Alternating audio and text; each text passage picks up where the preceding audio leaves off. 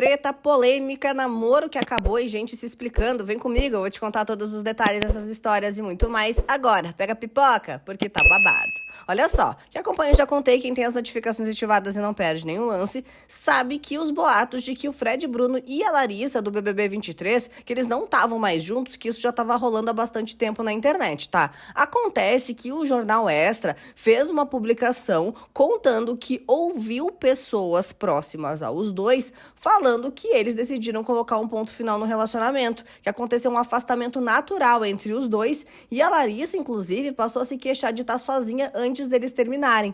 Essa mesma fonte teria contado ao jornal que o Fred não queria namorar tão cedo e ainda de acordo com a matéria, a Larissa inclusive planeja uma viagem para Santa Catarina para reencontrar a família e ficar perto dos amigos. Isso a gente até já sabia, tinha contado aqui no canal, tá? Pois bem, acontece que a Larissa e o Fred não tinham se pronunciado oficialmente sobre o fim do namoro. Só que depois dessa matéria do Extra, eles tiveram que o quê? Que aparecer para se explicar, né? E apesar de não dar maiores detalhes sobre o fim da relação, a Larissa afirmou que teve uma relação marcada por parceria e companheirismo e que vai guardar carinho pelo Fred Bruno, né? Pelo tempo que eles passaram juntos. Ela disse assim, ó: "Oi, meus amores, não queria falar sobre esse assunto em um dia tão especial que é a minha festa aqui no Sul, mas vamos lá, quero ser transparente com todos vocês. Por isso, em respeito a todos que gostam de mim, que me conheceram no programa, que me acompanharam aqui nas redes sociais, venho dividir que infelizmente eu e o Fred não seguimos mais juntos." A Larissa ainda disse: "Nós tivemos uma relação de parceria e companheirismo acima de tudo.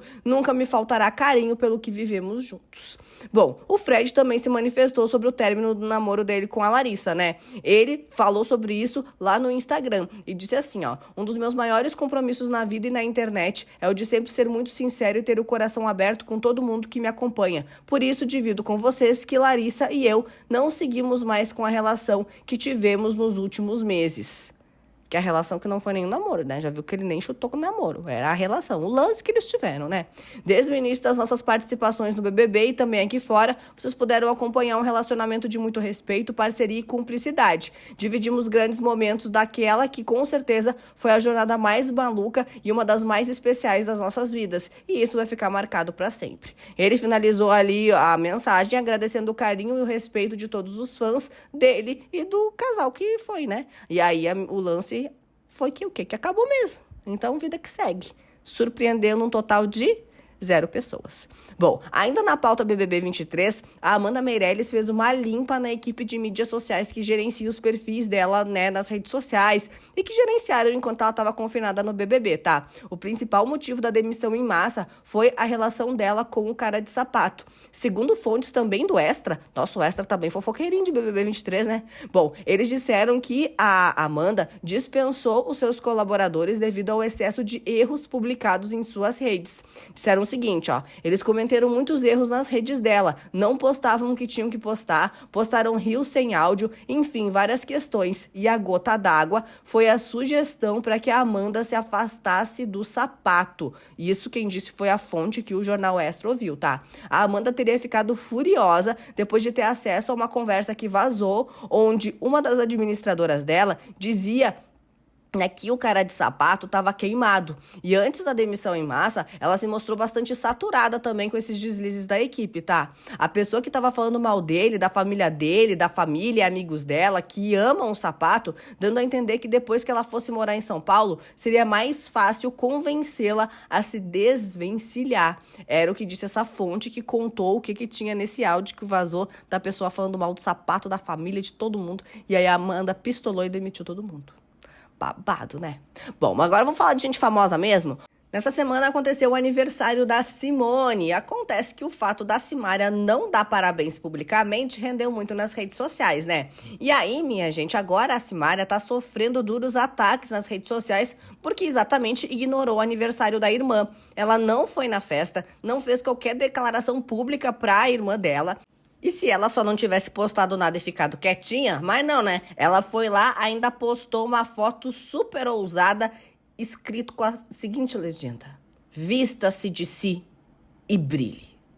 É claro que o pessoal detonou e não foi pouco, né? O que você acha dessa história toda? Me conta aqui nos comentários, porque eu quero saber. Pois muito que bem, olha só. Depois de ficar um período afastada das redes sociais, a Mayra Card postou fotos numa cadeira de rodas pra explicar o sumiço dela, tá?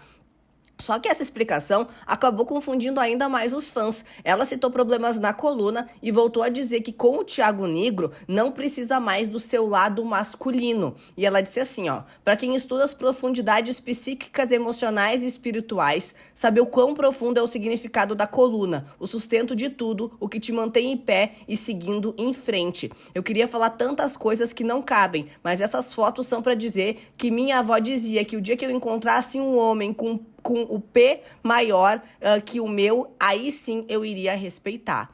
Aí a Maíra ainda disse: e cá estou travada na cadeira de rodas sem conseguir andar, porque meu lado masculino teve que sair para que ele pudesse entrar. Só que daí, minha gente, nos comentários, o pessoal não tá entendendo nada. Tá, mas o que aconteceu? Eu tava com a coluna mal? Não tava? Por que tá falando disso do lado masculino de novo? Tem gente que acha que ela só fala desse lance do lado masculino pra alfinetar o Arthur Aguiar e mais, né? Pra causar nas redes sociais esse assunto, e é exatamente isso que tá acontecendo.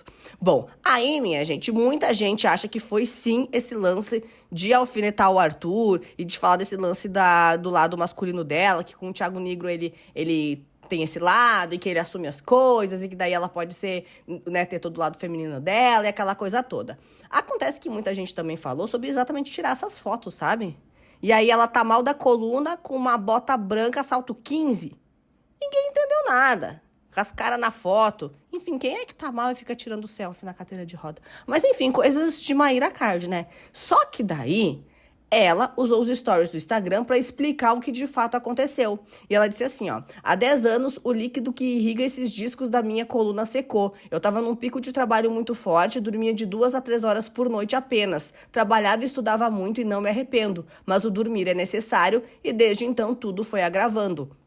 Ela falou sobre isso, mostrando também uma imagem de raio-x da coluna dela e tal. Ela disse que chegou a andar corcunda e numa época estava literalmente andando de 4. Ela ainda disse que lembra de um dia estar né, no banheiro e até que ela caiu de vez, que não conseguia nem aguentar em pé. Ela ainda explicou que na época que morava na Califórnia, teve a sorte de fazer amizade com a família do Anderson Silva e então, com a ajuda deles, encontrou um fisioterapeuta que fez ela se recuperar bem rápido. Então, ela disse que hoje, inclusive, ela tá, né, com uma equipe ótima, com acupuntura e fisioterapia, e que o médico que estuda medicina germânica, nunca pode ser uma coisa normal, né, de Maíra Card, medicina germânica, que fala muito sobre o que a mente nos acarreta, e é claro que no caso dela tem muito a ver com o relacionamento. Que aí tudo ela bota o relacionamento junto. Ou seja, a dona Maíra Card tem problema na coluna, que nem a gente que carrega as coisas nas costas, então.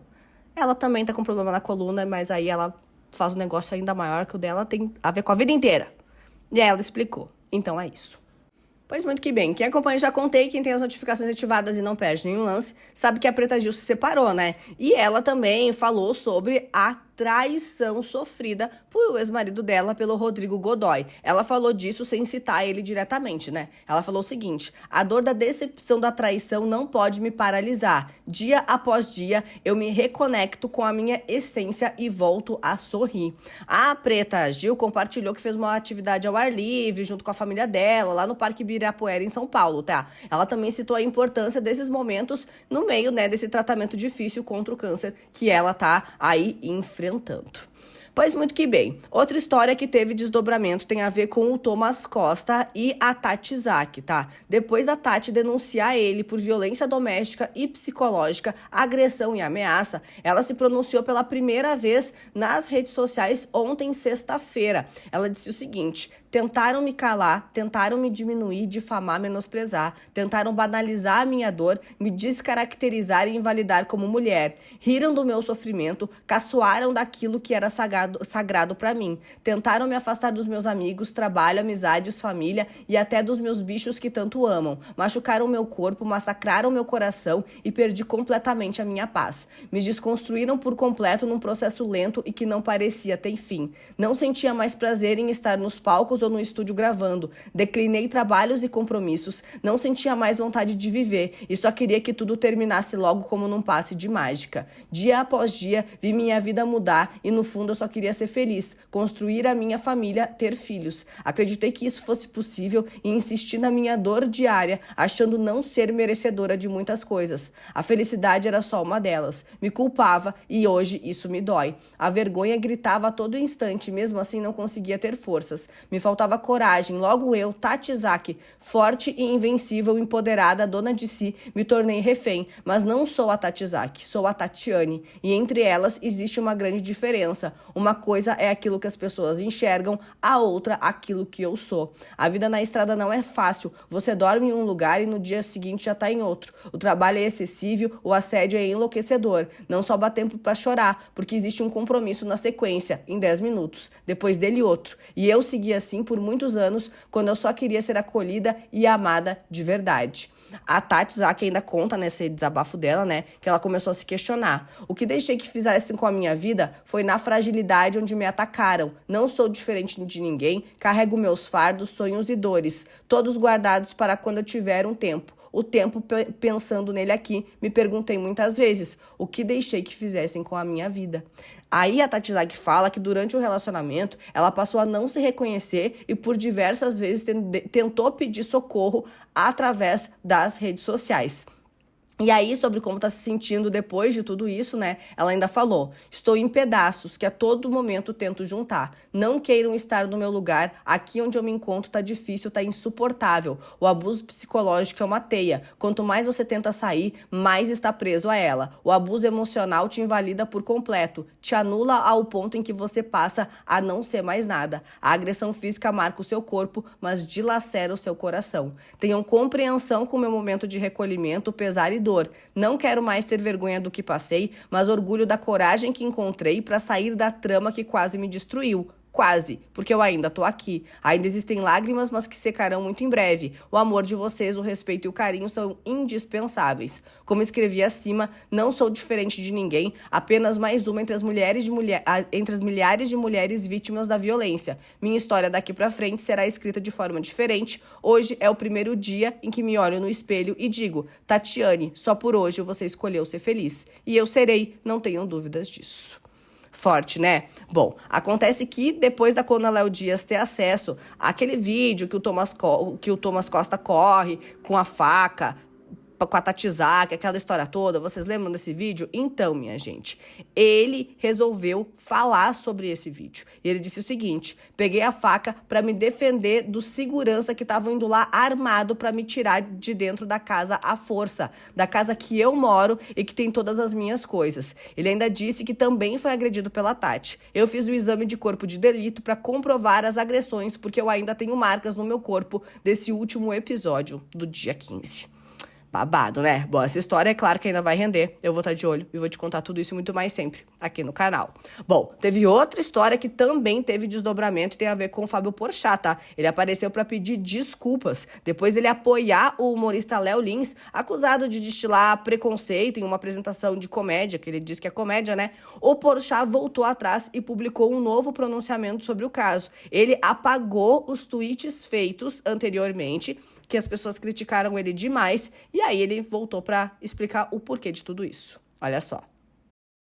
Nos últimos dias, depois das minhas postagens lá no Twitter, eu li muita coisa, recebi muita mensagem, conversei com muita gente legal, eu entendi totalmente as reações. Eu sei que muita gente ficou ofendida, decepcionada, e com razão. Isso mexeu comigo. Eu queria deixar muito claro aqui que a minha posição nunca foi defender o humor racista. Eu sempre tentei promover um humor que não causasse dor, que não machucasse. Sempre disse, eu continuo dizendo, que a comédia que agride, que humilha, que bate em grupos minorizados é péssima, é velha, é desnecessária, ela atrasa o avanço social. Eu não faço esse tipo de piada. Eu não divulgo esse tipo de piada, eu não tenho interesse nesse tipo de piada. Alguém que tem o privilégio de ter uma voz que chegue em muita gente tem que ter o cuidado de escolher bem as palavras, e eu não tive esse cuidado. Por isso que eu achei importante agora deixar claro o que eu penso, porque eu não deixei antes. Eu escrevi 2 tweets sobre um assunto super complexo. Eu falei de forma rasa, precipitada, confusa, então eu errei. E é por isso que eu decidi também apagar os tweets, para refazer o meu posicionamento, para que ele vai ficar mais claro, coerente com o que eu penso, assim. Porque do jeito que ele estava solto, estava irresponsável, abrir a margem para validar umas coisas que eu não concordo. O que eu queria era falar de liberdade de expressão, que é um princípio fundamental para uma sociedade democrática e que está sempre correndo risco aqui no Brasil. Por isso que me deixa assim ansioso, angustiado. A liberdade de expressão é a gente poder se expressar sem medo, sem censura, mas sempre dentro dos limites da lei. A liberdade de expressão não tira de você a responsabilidade do que você diz. Isso é muito importante. Um criminoso, por exemplo, não pode se esconder por trás do argumento da liberdade de expressão. E a gente vê isso acontecendo o tempo todo. Agora, a gente também sabe que a lei sozinha não muda a cultura, não muda o cenário. A mudança de verdade vem dos movimentos sociais que precisam ser apoiados. Eu valorizo a opinião de cada um de vocês e podem contar comigo sempre. Vamos em frente. Babado, né? Bom, eu vou estar de olho, a grande conquista também tá rendendo, eu volto ainda hoje com mais um vídeo recheado de muita informação, então pra você não perder nenhum lance, já sabe, se inscreve e ative as notificações. Até o próximo vídeo, tchau, tchau!